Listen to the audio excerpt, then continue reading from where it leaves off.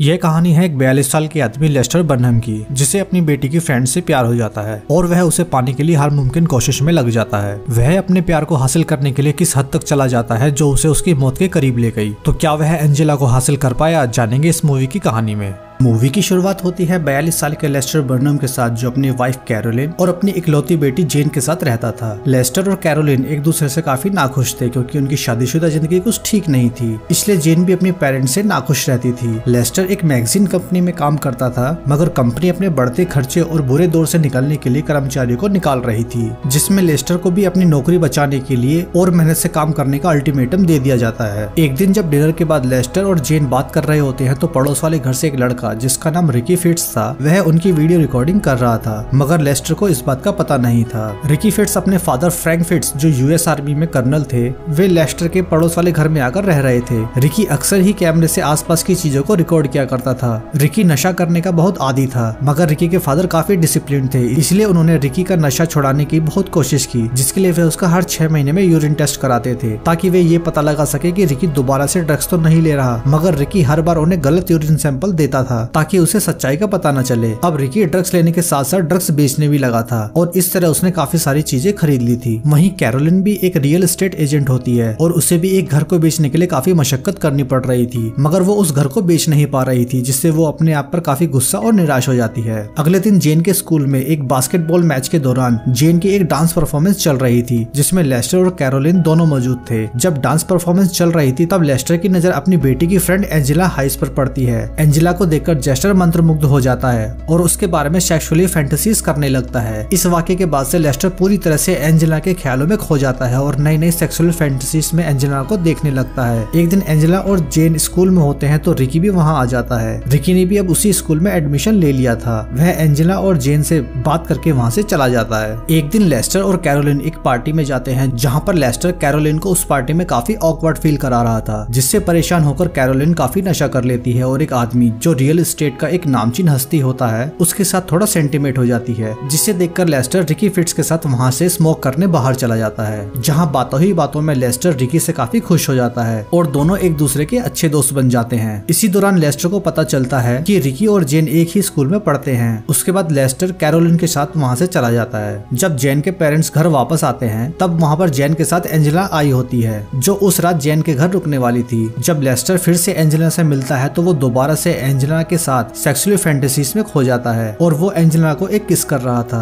जब लेस्टर को पता चलता है कि एंजेला आज रात वहीं रुकने वाली है तो लेस्टर जेन के रूम के बाहर जाकर एंजेला की सारी बातें सुनने लगता है। एंजेला जेन से कहती है कि उसके डैड काफी हैंडसम है, अगर वह जिम जाकर अपनी बॉडी को थोड़ा मस्कुलर बना ले तो वह एक दिन लेस्टर के साथ डेट पर जाएगी। यह बात सुनते ही लेस्टर अपने सारे कपड़े उतारकर कसरत शुरू कर देता है। उसी रात लेस्टर को फिर से एंजेला के लिए एक फैंटेसीज का सपना आता है, जिसमें एंजेला गुलाब के ढेर सारे फूलों से भरे एक टब में नहा रही होती है। तब लेस्टर भी वहाँ पहुँच जाता है। यह सब लेस्टर सपनों में देख रहा था, जिस कारण वह सोते हुए अजीब हरकतें करने लगता है, जिससे कैरोलिन नींद से जाग जाती है और उसे ऐसा करने के लिए काफी भला बुरा कहती है और इस बात को लेकर उनमें कहासुनी शुरू हो जाती है और पहली बार लेस्टर कैरोलिन पर हावी हुआ था, जिससे लेस्टर बहुत खुश हो जाता है। अगली सुबह लेस्टर अपने आप को फिट करने के लिए दौड़ लगाना और एक्सरसाइज करना शुरू कर देता है। लेस्टर ने रिकी से जो ड्रग्स लिए थे उसके इस्तेमाल से उसमें बहुत कॉन्फिडेंस आ जाता है। अब वह कैरोलिन को भी शांत कर देता है और अपनी कंपनी में जाकर उन्हें मुंह तोड़ जवाब देकर नौकरी छोड़ देता है। वहीं दूसरी तरफ कैरोलिन भी रियल एस्टेट के किंग बॉबी कैन के साथ अट्रैक्ट होने लगती है और जेन भी रिकी फिल्स के करीब आती जा रही थी। अब लेस्टर, कैरोलिन और जेन के बीच दूरियां बढ़ती जा रही थी। डिनर करते समय वो आपस में लड़ना शुरू कर देते हैं। जेन नाराज होकर अपने रूम में चली जाती है। फिर कैरोलिन उसे मनाने चली जाती है, लेकिन जेन की बातों से दुखी होकर कैरोलिन जेन को एक जोरदार तमाचा मार देती है। यह सब रिकी अपने घर से रिकॉर्ड कर रहा था। जेन अपने पेरेंट्स से बहुत निराश थी, इसीलिए वह रिकी को अपने सारे कपड़े उतारकर रिकॉर्ड करने देती है। अब लेस्टर, कैरोलिन और जेन ने अपनी अपनी लाइफ में अपनी खुशी ढूंढनी शुरू कर दी थी। एक दिन जेन और रिकी इंटीमेट होने के बाद आपस में बात कर रहे थे। जेन अपने फादर से बहुत परेशान थी। जिस तरह से लेस्टर एंजेला को देखता था, जेन को यह सब पसंद नहीं आता और वह चाहती थी कि उसके फादर यह सब हरकतें करना छोड़ दें। इसी दौरान कहती है कि कोई होता जो उनके किए की उन्हें सजा दे सके। तब रिकी कहता है कि तुम चाहती हो कि मैं उन्हें मार दूं, जिसके लिए जेन तैयार हो जाती है और रिकी को $3000 देने की पेशकश करती है। एक दिन रिकी के फादर उसके कमरे में आकर वहाँ की तलाशी लेने लगते हैं। उन्हें वहाँ पर रिकी का कैमरा मिलता है जिसे वो रिकी के द्वारा रिकॉर्ड की गई वीडियो को देखना शुरू कर देते हैं। वहीं दूसरी तरफ कैरोलिन लेस्टर से बोलकर जाती है कि वह एक जरूरी मीटिंग में जा रही है, पर वह बॉबी केन के साथ उसी रेस्टोरेंट में पहुंच जाती है जहाँ पर लेस्टर अपनी नई नौकरी कर रहा था और वह बॉबी और कैरोलिन को रंगे हाथों पकड़ लेता है, मगर वह उसे कुछ नहीं कहता और धीरे से कैरोलिन की इंसल्ट कर देता है। अब कैरोलिन की हालत धोबी के कुत्ते जैसी हो चुकी थी, घर की ना घाट की। लेस्टर तो कैरोलिन को रंगे हाथों पकड़ ही चुका था और बॉबी केन भी उसे छोड़कर चले जाता है, जिससे कैरोलिन बुरी तरह निराश हो जाती है। उधर रिकी के फादर को रिकी और जेस्टर की दोस्ती पर शक होता है, क्योंकि उसने रिकी द्वारा रिकॉर्ड की गई वीडियो देखी थी जिसमें वह लेस्टर को पूरे कपड़े उतारकर एक्सरसाइज करते हुए देखता है। फ्रैंक फिट्ज इस बात को गलत तरीके से समझ लेता है। उसे लगता है कि रिकी और जेस्टर एक दूसरे से सेक्सुअली रिलेशन में है, जिस बात से फ्रैंक को बहुत आघात पहुंचता है। उसी रात फ्रैंक रिकी और लेस्टर को एक साथ देख लेता है, मगर फ्रैंक जो देख रहा था वह पूरी तरह सच नहीं था, बल्कि रिकी लेस्टर को ड्रग्स का माल देने उसके घर गया था और फिर रिकी ड्रग्स के पैसे लेकर वापस घर लौटता है तो फ्रैंक रिकी के रूम में बैठा होता है। रिकी के फादर को पूरा शक था कि रिकी और लेस्टर एक साथ सेक्सुअली रिलेशन में इन्वॉल्व हैं, इसलिए फ्रैंक उस पर प्रोस्टिट्यूशन का आरोप लगाता है। रिकी इस बात का फायदा उठाकर अपने पिता से अपने आप को घर से बाहर निकलवाने के लिए उकसाता है, जिसमें रिकी कामयाब हो जाता है और फ्रैंक उसे घर से बाहर निकाल देता है। उसके बाद तुरंत रिकी जेन के घर पहुंचता है और उसे साथ लेकर न्यूयॉर्क चलने के लिए कहता है। तब एंजेला जेन को रोकने की कोशिश करती है, मगर जेन उसकी बात नहीं मानती और उसे बदसूरत और बोरिंग कहकर उसकी इंसल्ट कर देती है, जिसमें रिकी भी जेन का साथ देता है और वो भी एंजेला को बदसूरत और उबाऊ बोल देता है, जिससे एंजेला को बहुत बुरा लगता है और वो रोते हुए उस कमरे से चली जाती है। दूसरी तरफ रिकी का फादर फ्रैंक लेस्टर से मिलने आता है। बाहर जबरदस्त बारिश हो रही थी। फ्रैंक पूरी तरह से भीगा हुआ था। फ्रैंक अपने इकलौते बेटे को घर से निकाल देने की वजह से बुरी तरह टूट चुका था। वह लेस्टर के पास आकर रोने लगता है और उसके गले लग जाता है। गले लगकर फ्रैंक लेस्टर को एक किस करने की कोशिश करता है, मगर लेस्टर उसे तुरंत रोक देता है और कहता है कि शायद तुम्हें कोई गलतफहमी हुई है, और उसके बाद फ्रैंक फिट्ज वापस चला जाता है। और दूसरी तरफ कैरोलिन भी लेस्टर के द्वारा पकड़े जाने की वजह से दुख और निराशा से घिर चुकी थी। ज्यादा रात होने पर भी वह घर वापस नहीं जाना चाह रही थी। वह लेस्टर से आंखें मिलाने के काबिल नहीं थी और फिर वह अपनी गाड़ी से एक गन निकालती है और कुछ सोचकर घर की तरफ निकल जाती है। लेस्टर जब किचन में होता है तो उसे एंजेला एक अंधेरे कमरे में बैठी दिखाई देती है। एंजेला और जेन के बीच हुई कहासुनी के कारण एंजेला अपने आप को बहुत बुरा महसूस कर रही थी। तब एंजेला लेस्टर से कहती है कि उसकी और जेन के बीच में लड़ाई हो गई है, क्योंकि वो लेस्टर को पसंद करती थी। लेस्टर धीरे से एंजेला के पास आता है और कंसोल करने की कोशिश करता है। लेस्टर एंजेला से पूछता है कि तुम्हें क्या चाहिए, मगर एंजेला उससे कुछ बोल नहीं पाती। फिर एंजेला लेस्टर से पूछती है कि आपको क्या चाहिए, तो लेस्टर कहता है कि जब से उसने एंजेला को देखा है तब से वह उसे पसंद करता था, और कहता है कि तुम बिल्कुल भी साधारण नहीं हो, बल्कि तुम बहुत खूबसूरत हो। और इसी बीच लेस्टर एंजेला को किस करने लगता है। लेस्टर एंजेला को एक सोफे पे लिटा देता है और उसके कपड़े उतारने लगता है। लेस्टर जब एंजेला के साथ इंटीमेट होने की कोशिश करता है तो एंजेला उसे कहती है कि यह सब उसके लिए पहली बार है, जिससे लेस्टर एक पल के लिए चौंक जाता है और रुक जाता है। मगर एंजेला लेस्टर के साथ इंटीमेट होने के लिए तैयार थी। लेस्टर को यह महसूस होता है कि वह एक अनुभवी और बड़ा आदमी है, जबकि एंजेला एक 16 साल की एक मासूम लड़की है, जो लेस्टर और एंजेला के बीच में एक मासूमियत की दीवार खड़ी कर देती है, जिस कारण वह एंजेला के साथ इंटीमेट होने से ठिठक जाता है। लेस्टर एंजेला को दिलासा देता है और कहता है कि वह बिल्कुल भी साधारण नहीं है और बहुत खूबसूरत है। फिर दोनों अपनी अपनी लाइफ में चल रही निराशा को साझा करते हैं। इन्हीं बातों के दौरान एंजेला बाथरूम चली जाती है और लेस्टर अपने परिवार की फोटो को देखकर खुश होने लगता है, लेकिन तभी एक गन शॉट की आवाज आती है और सामने वाली दीवार पर खून चला जाता है। गन शॉट की आवाज सुनकर ऊपर कमरे में मौजूद जेन और रिकी भी नीचे आ जाते हैं, जहां उन्हें लेस्टर की बॉडी खून से लथपथ दिखाई मिलती है, जिसे देखकर रिकी एक अजीब सा रिएक्शन देता है। गन शॉट की आवाज से एंजेला भी वहां आ जाती है। इसी दौरान कैरोलिन को भी संदिग्ध हालत में बारिश में भीगते हुए वहां दिखाया जाता है और वह अंदर आकर लेस्टर के कपड़ों को पकड़कर रोने लगती है। यहाँ पर हमें लगता है कि लेस्टर को जेन और रिकी ने या फिर कैरोलिन ने मारा होगा, मगर उस दौरान वे तो उसके पास भी नहीं थे। फिर हमें यहाँ दिखाया जाता है फ्रैंक को, जिसने खून से सने दस्ताने और टी शर्ट पहनी हुई है। दरअसल फ्रैंक रिकी और लेस्टर के बीच के रिलेशन से काफी आहत था। उसे लगता था कि उन दोनों के बीच में कोई सेक्सुअल रिलेशन है, मगर वह पूरी तरह से गलत था। लेस्टर और रिकी बहुत अच्छे दोस्त थे और रिकी उसे ड्रग्स बेचने जाता था, मगर फ्रैंक पूरे सच को जाने बिना लेस्टर की हत्या कर देता है। और फिर सीन के बैकग्राउंड में लेस्टर की आवाज सुनाई देती है, जो मरते समय अपने जीवन के कुछ हसीन और सुखमय पलों को याद कर रहा था। और लेस्टर के इन अल्फाजों के साथ ही लेस्टर की कहानी का अंत हो जाता है और मूवी यहीं खत्म हो जाती है।